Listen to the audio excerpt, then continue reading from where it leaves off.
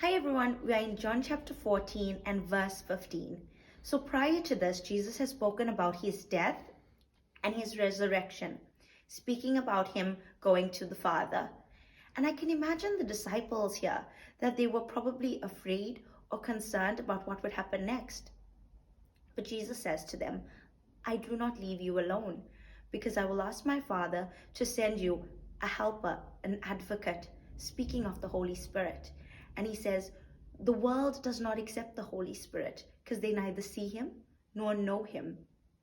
But you will see the Holy Spirit, for he lives within you. And then Jesus goes on to say that a time will come where the world will no longer see me, speaking of his death, that he would no longer be on this earth. But he says to the disciples, you will see me, for I live within you. And in verse 21, he says, whoever loves me will obey my commands. And again in verse 23, he says, whoever loves me will obey my commands, emphasizing this point. And he goes on then to speak of the Holy Spirit again.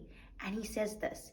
He said that when my Father sends you the Holy Spirit will teach you all things and will remind you of everything that I have said. And he says, my peace I give you. I leave my peace with you. I do not give peace as the world gives peace. Do not be afraid. Do not let your hearts be troubled. And I want to remind us today, that no matter what our situation or our circumstance, that we have this peace knowing that God can turn around any situation for good and for his glory. Be blessed.